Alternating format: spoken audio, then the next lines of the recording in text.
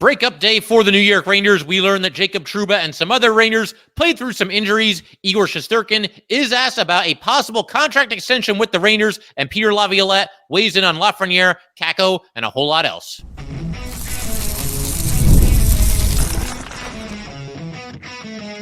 You're Locked on the New York Rangers, your daily podcast on the New York Rangers. Part of the Locked On Podcast Network, your team every day. Welcome back, Blue Shirts fans, to episode number 1083 of the Locked On New York Rangers podcast. I'm your host, John Chick. Just want to thank you guys, as always, for making Locked On New York Rangers your first listen every day. We are free and available on all platforms, and we are, of course, part of the Locked On Podcast Network, your team every day. So today, of course, was indeed breakup day for the New York Rangers. My understanding is it began around 11:30 in the morning. And for a frame of reference, it's now Tuesday in the late afternoon while I'm recording this episode. Just going to kind of react to everything that was said and everything that was revealed during that session. Always a bittersweet day. And I would imagine for the players and certainly for us fans as well, a lot more bitter than sweet because, you know, that they had a nice run at it and everything, but the players are aware of this. We're aware of this. The entire organization is aware of this. The Rangers could still be playing hockey right now if things went a little bit differently. Maybe they just executed a little bit better against the Panthers. Entirely possible. They could be playing for the Stanley Cup right now, but of course, that is not the case. And the Rangers, as I mentioned in a recent episode, the story has concluded on the 2023-2024 season. And again, a great season, just not the ending that we were all hoping for, and in some cases, maybe even expecting from this team. But the injuries, this is quite the extensive list. The big one is Jacob Trouba. He was dealing with some stuff, to put it mildly.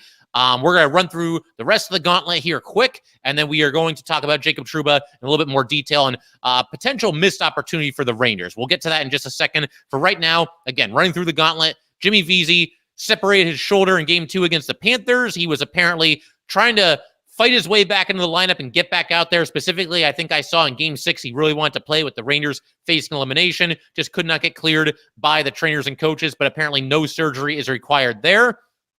Ryan Lindgren, he said that he cracked his rib in Game 6 against the Carolina Hurricanes. That was, of course, the series-clinching win for the Rangers, but he said it was basically just a pain tolerance thing, and he obviously did not miss any games. And, I mean, did he miss, like, one shift in that game? Maybe one shift, and that was about it. But, yeah, Lindgren, you know, he's a trooper and takes a beating and just keeps going. And that debate, you know, Ryan Lindgren, he is an impending RFA right now. That might be the thing that finally causes a civil war among Ranger fans on social media. You can make a very strong case for potentially moving on from Lindgren. You can make an equally strong, I would say even stronger case for why to hold on to Ryan Lindgren going forward. And I'm a big Lindgren fan, and I'd like to see him back with the Rangers, but that's something we're going to discuss in a lot of detail in a future episode. For right now, once again, running through the injured players here, Blake Wheeler revealed that he's not sure if he's going to play next season. Talked about how his kids are at an age where he'd like to be around them a little bit more than obviously he can be when he's playing NHL hockey. He's going to talk about it with his wife, and his family has not made a decision yet. Regardless of what he decides, I don't think there's a very good chance that he's back with the Rangers next year. Never say never when it comes to impending free agents, but 38 coming off a serious injury, yeah, it doesn't seem like a kind of move that the Rangers would make, you know, bring him back. Adam Fox revealed that he I mean, we knew with Fox that he was definitely playing hurt, but he re-aggravated his knee from earlier in the season. Obviously, the knee-on-knee hit with Jensen in the first round of the playoffs, and Adam Fox clearly compromised for a good chunk of the playoffs as a result of that. But the big one, Jacob Trouba. Definitely want to talk about him and his ankle. There seemed to be some conflicting reports early in the day. Some people were saying that he played the entire postseason with a broken ankle, and as it turns out, the prevailing thought here seems to be among the more trusted NHL and Ranger reporters that was not the case. By the time the playoffs started, his ankle was healed. But Trouba obviously did have an ankle injury, and a pretty significant one at the beginning of March. He said today that he lost a big chunk of his ankle, whatever that means. I don't even want to know the nitty-gritty details of that. You do have to give Trouba props for playing through that and obviously fighting his way back into the lineup. But like I said, it does sound like the prevailing thought among the reporters is that the ankle was not an issue anymore once the playoffs began. Once again, the injury occurred in March. And again, the consensus is that he was cleared to play for the playoffs. That's what Trouba had to say about it. That was tough because you feel fine. You want to be out there, but you're definitely limited. But it got better, obviously, the longer it went on. That was a tough one. He also added that it was a kidney bean-sized chunk of his ankle that came out, basically. So not fun to think about. Also mentioned that it wasn't a weight-bearing bone, and he was mostly okay, but the skating did not feel good. Also said that it's not an excuse. And the question that I certainly have, and I'm certainly not the only Ranger fan that would propose this question, why not use long-term injured reserve? Jacob Trouba, the last game that he played before the injury was on March 4th. He did not play again until March 30th. The trade deadline was on March 8th. And if you put Jacob Trouba on long-term injured reserve, a couple of things happen here. First of all, Trouba gets some rest, which, I mean, he was out for about a month anyway. But, if you put him on LTIR, you can keep him out for the rest of the regular season. He comes back, and maybe he's refreshed and feeling a little bit better than he was for the postseason. I know Jacob Trouba, for everything that can be said about him, and I certainly had some things to say about the way he played in the playoffs, specifically against the Panthers. One thing you cannot take away is the guy's toughness. He wants to be out there. But I do wonder if maybe the thing to do here was to keep him out of the lineup, keep him on LTIR, and not bring him back until the playoffs start. That could have made a huge difference for the Rangers. You have, at that point, if you don't have Trouba in the lineup, you have him on LTIR, that's an extra $8 million in cap space to work with before the trade deadline. The Rangers could have done an infinitely more amount of things at that point. Brian, at least two more big-time impact players if Jacob Trouba was put on LTIR. Now, of course, he did make it back before the end of the regular season, so you could argue that LTIR wasn't needed, but every team around the NHL does this. Every team around the NHL very clearly manipulates the system. The Lightning and the Knights certainly are the two teams that spring to mind.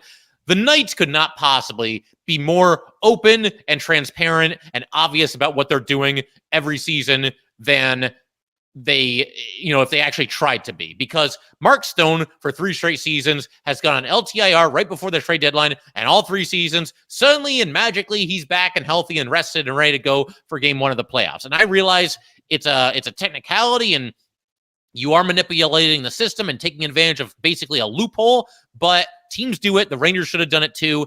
And one thing I'll say, maybe it would have been hard to pull this off due to the timing, because Trouba last played on March 4th, and the trade deadline then was on March 8th.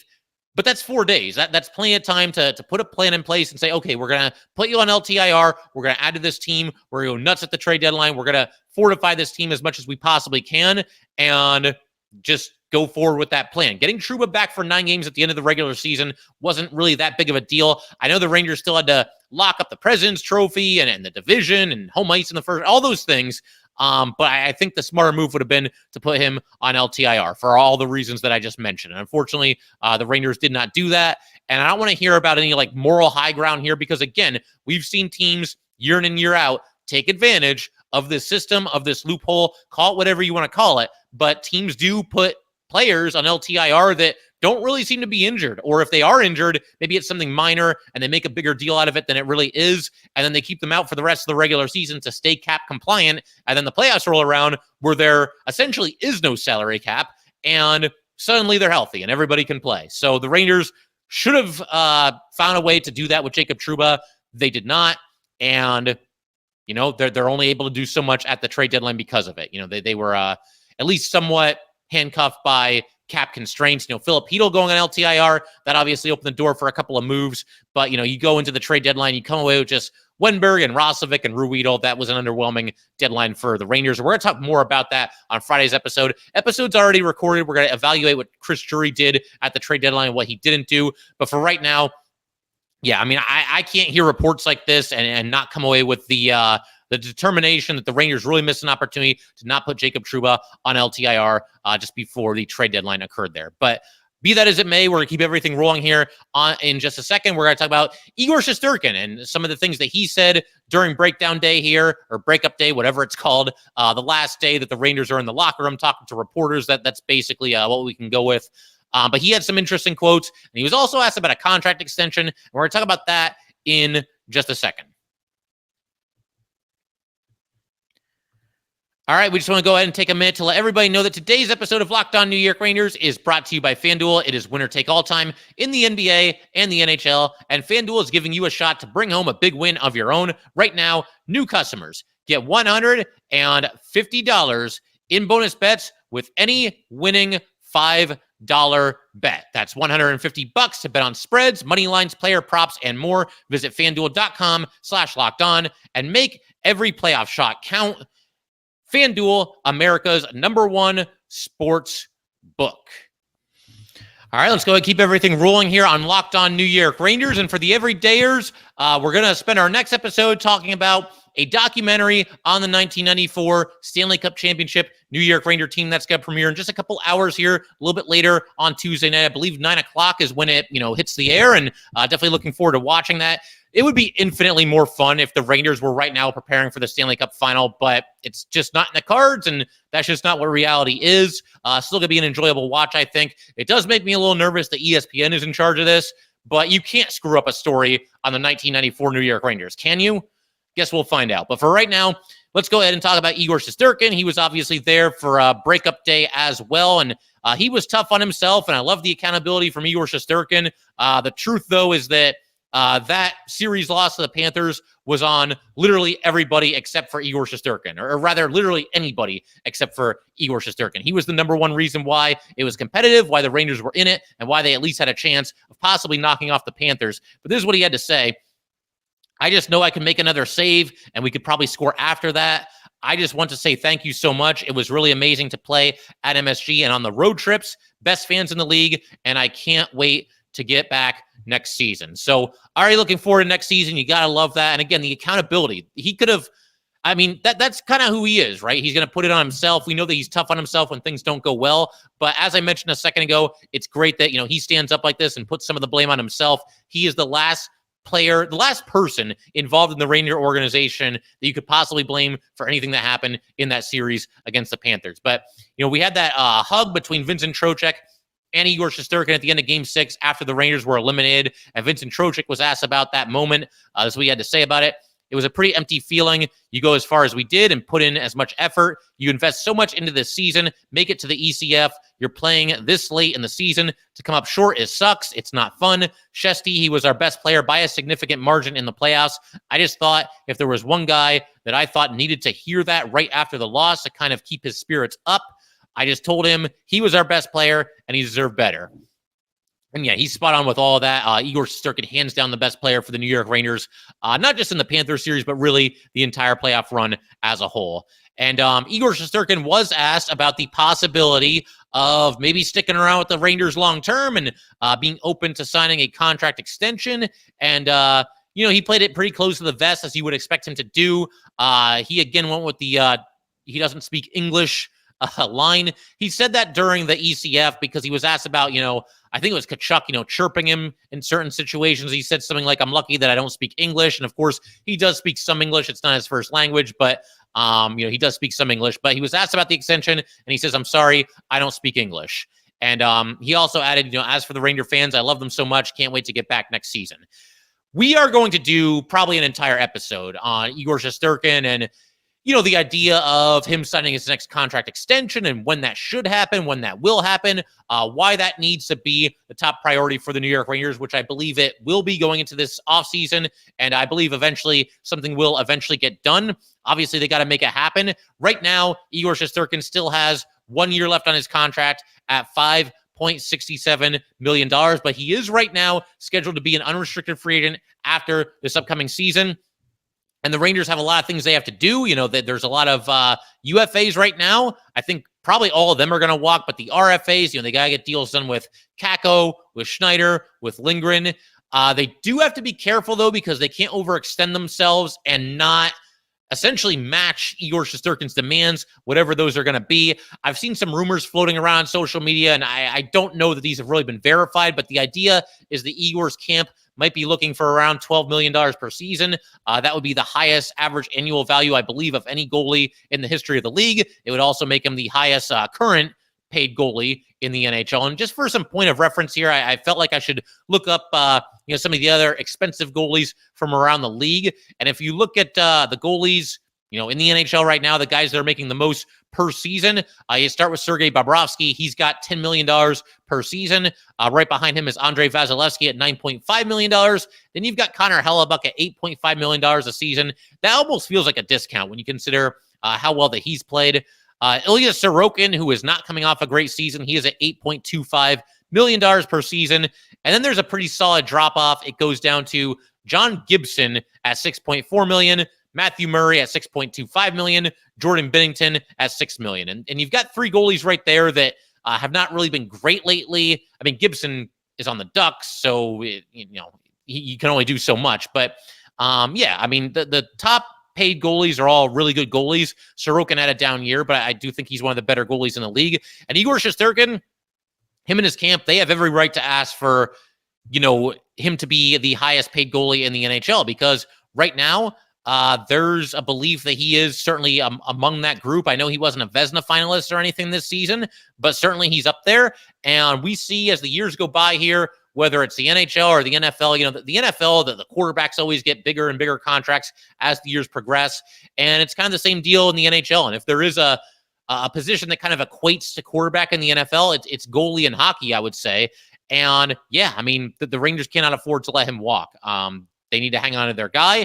They need to figure out a way to get it done, and they got to do it sooner rather than later, because I think the last thing you want to have happen is him to go through this entire upcoming season, and then he's an unrestricted free agent, and he can talk to any team in the league, and there could be a team that just absolutely blows his mind with an offer. The Rangers have to make that happen first. Will he get $12 million a season? I don't think it'll be that high. I get the feeling that that's probably just, if that is the number that Igor's camp wants, that could be posturing. I mean, they go high, the Rangers go low. Eventually you meet in the middle and you come to some kind of an agreement. But the Rangers could do here what they've done with a couple of their other free agents. You look at somebody like Vincent Trocheck, and I believe he signed a 7-year deal.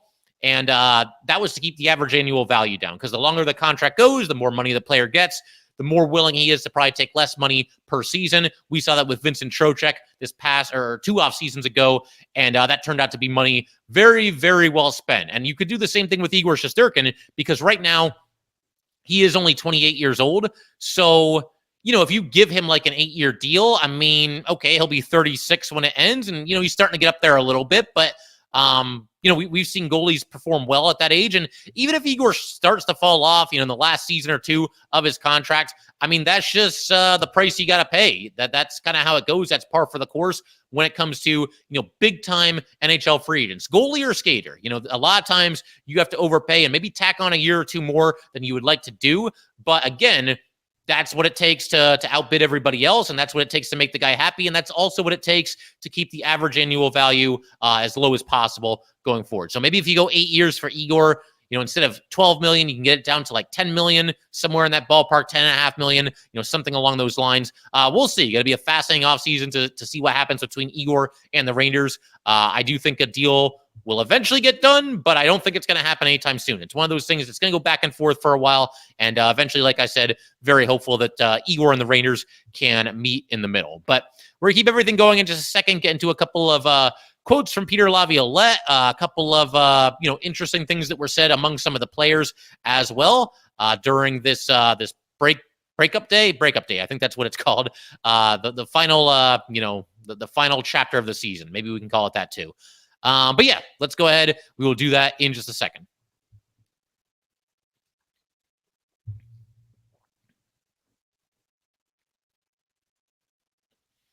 All right, let's go ahead and keep everything rolling here on Locked On New York Rangers. A couple of the themes that I got, watching some of the videos of these players being interviewed and watching Peter Laviolette and reading some of the quotes as well. There was kind of a mix of accountability and also optimism. We saw, already talking about Igor Shesterkin, we saw the accountability there. He kind of laid it at his own feet and told himself, if I could have just made one more save, it could have made the difference. And again, Igor Shesterkin, anybody that watched the series or really the whole playoff run, you guys know as well as I do that he's the last guy that anybody should be blaming. But it was nice to see him put it on himself, because that's just the kind of guy that he is. As far as other accountability, Kaapo Kakko had some pretty interesting quotes and also revealed that Peter Laviolette had spoken to him over the summer about him getting the chance to play with Chris Kreider and Mika Zibanejad. And this is what Kaapo Kakko had to say about that situation. I felt pretty good about that. All those games we played together, it never worked out that well. If you're playing those minutes, you have to score some goals also. We never scored that much, so I can't say I didn't get the chance with those guys. So Kakko, basically admitting that he failed to take advantage of his opportunity to play on the top line with Mika Zibanejad and Chris Kreider. And that line really just never got it going, at least not the way that it could. We had the revolving door at the right wing on that line. And we can go back and forth with this all day. Kreider and Mika, well, they don't have a good right winger to work with. So, that maybe it's not all their fault. And then, you'll have people say, well, Kreider and Mika, they have to figure out with somebody, and I would agree with that. You can't always be casting the blame. Not that like Mika and Kreider were blaming people or anything like that. I don't want to give that impression. But yeah, there's give and take with every line that's put together in the NHL, and for one reason or another, it just never really clicked with Kakko and Kreider and Zibanejad. We also had Artemi Panarin, taking some accountability as well. This is what he had to say about just the whole situation. This year, I can feel it outside of hockey for fans watching. After 5 years here, I have never felt like what everyone expected from us this year. I feel like the whole hockey world wanted us to win every series against Washington, Carolina, Florida. The guys who work in the building, they were Rangers fans, and they told me every time, let's go. And I was so proud of that because I've played in other organizations. Of course, I couldn't make them happy this year, but thank you. So, yeah, obviously reflecting. And, Panarin, obviously, the phrase that I use in a couple of our episodes is that the well kind of ran dry for Panarin, for Mika, for Kreider. Because, as I mentioned, when you look at their final numbers and their point totals, it doesn't look like they did badly at all. And in the case of Mika and Panarin, it looks like they did pretty well. I believe Mika was 16 points in 16 games. Panarin was 15 in 16 games. It's not like Artemi Panarin completely turned into a ghost in the playoffs like he did last year, like he was completely inept out there, or, just hurting the Rangers. 2 years ago, there were a lot of costly turnovers by Artemi Panarin. There wasn't really that this year. He just had a hard time continuing to generate offense going through the playoffs, at least in the second half of the Ranger playoff run as compared to the first half of the Ranger playoff run. Could he do better? And is it fair to expect more from a guy that had 125 points in the regular season and makes $11.6 million a season or whatever it is? Yeah, I think that's fair to say too. But I also don't think it's appropriate to, give off the impression that Artemi Panarin was a complete ghost in the playoffs, because that's not the truth either. Peter Laviolette also took some accountability and took some responsibility. He was asked about Kaapo Kakko not taking another step forward this year. And among the things he said, my responsibility as a coach is to unleash these players. And also was asked about Alexis Lafreniere. And he said, there's definitely room for growth with regard to his minutes and the areas of the game which he can touch, like the power play. And I hear that. And look, Laviolette did a fantastic job this year. I don't think anybody can really argue otherwise, but you hear that. And I was not the only Ranger fan clamoring for Alexis Lafreniere, certainly in the Panther series, to get a look on the top power play unit. And I know it was the same 5 guys on that top unit all year, and it was a very effective unit. And obviously number 3 in the regular season in the league. And then a lot of success early in the playoffs as well. But at a certain point, man, it's just not happening. And you need a little bit of a jolt. You need a little bit of a spark. Alexis Lafreniere is fantastic for the Rangers throughout the playoff run. Would have really liked to have seen him get a chance on that top power play unit. And it sounds like Laviolette is open to doing it next year. So why not just do it now while the Rangers are in the playoffs and fighting for their lives? Don't really understand that. But be that as it may, sounds like we could be getting more of a look at Lafreniere on the power play, the top power play next season. Laviolette was also asked if he views the season as a success. And this is always kind of a loaded question, because if you take it as literally as possible, only one team out of the 32 has a successful season, because everybody wants to win the Stanley Cup. Only one team can do that. And if you fall short, technically you've failed. But this is what he had to say about, what I just mentioned, if he views the season as a success. Belief built through the season that we were going to get this done, and we truly believed we were going to win the Stanley Cup. I think you have to have that mindset to have an opportunity to do that. And he went on to say there were positives, but that it's disappointing and frustrating for everybody. He mentioned the fans. He mentioned the organization, the staff, the coaches, the players. But he did go on to say that he believes that this Ranger team can get there. And obviously, that's going to be the goal next season. We know that, that's always the goal, really. And for a Peter Laviolette coach team, he's going to hammer that into his players' heads that that's what we're here for. We're here to win a Stanley Cup. And, there was so much talk among, Ranger fans and Ranger reporters and, myself and anybody else, anybody with a podcast, anybody that listens to podcasts, about how this year feels different. This really feels like it can be the year. That prevailing thought was there for a lot of Ranger fans through the entire season, and then certainly in the playoffs as well. And, it ended badly, but there were some amazing moments during the playoff run as well. And you just keep thinking, like, man, this is going to happen. They're going to do this. They're going to complete this run. They're going to win the Stanley Cup. And we did our crossover with Armando from Locked On Panthers. And if by any chance he's watching this, congratulations, your team's in the finals. And we'll see if they can get it done this time around. But the thing that I talked to him about, and he agreed with me, is that the conference final, that's when it really begins to feel real. That's when it really begins to feel like, wow, like this team could really win the Stanley Cup. But there's 4 teams left at that point, and even then, only one of the 4 teams is going to win the Stanley Cup. And unfortunately, we now know it wasn't meant to be for the New York Rangers. But I mentioned a second ago that another theme here was optimism. Kreider was taking it hard. You could tell that he's still not over this loss, and it's still eating at him a little bit. He was asked if this team can go all the way, and he very plainly just said yes. And what else is he going to say, right? Is he going to say like, no, I don't think we really have what it takes? No, I mean, he's obviously going to say that. Matt Rempe was interviewed, and he's always, very honest and open about everything going on with, his game and where he's at. He mentioned that he wants to be an 8 to 12 minute a night player. Just talked about how he plans on working on everything that he possibly can this summer so he can earn an opportunity next season. He talked about wanting to play center and wing, wanting to get a chance to kill penalties. Wants to be good defensively, but he said he has to earn all those things. One thing that I'll say about Rempe, I think there's a very good chance. I think it's actually even probable that he starts next season in the AHL. And I know there's going to be some Ranger fans that don't want to hear that. There's some other Ranger fans that might be thrilled about that. He is kind of a polarizing player. But the reason I say that is he doesn't have to clear waivers or anything like that. They can send him down with no fear of losing him. So there's that.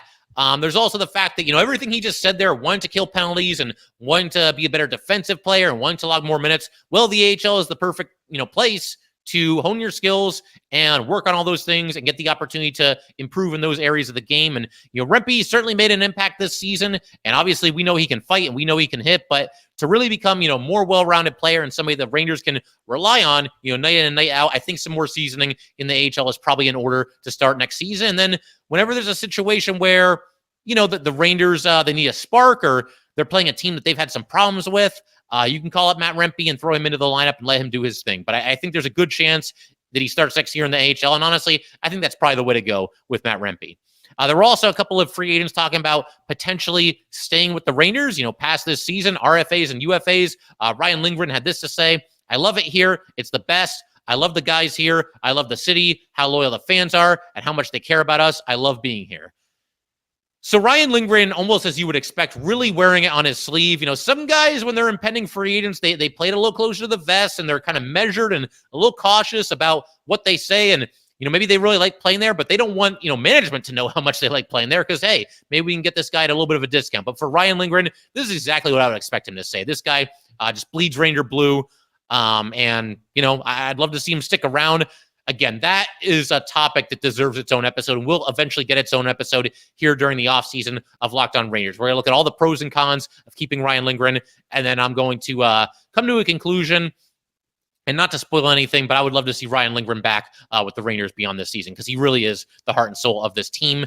Kaapo Kakko was asked about his future with the Rangers. Basically was asked, is this the place for you long-term? And this is what he had to say about it. We'll see. But all the things over here I like. The team is great. Everyone wants to win. I feel there's a chance to win. Like this season, it's going to be about the same thing. I like it here.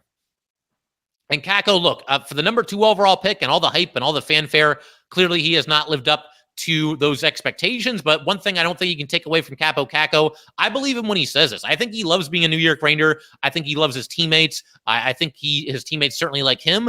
And I get the feeling that if it's up to him, like if he can pick his own team, like say all 32 teams, same situation, same money, same contract, everything, I think he would choose to stay with the New York Rangers. I really do believe that. Now, whether the price is right for the Rangers or whether they feel that the time is now to trade him, whether he's something of a cap casualty, you're going to need a new contract for Igor Shesterkin after next year at the latest. Alexis Lafreniere will be an RFA after next season as well.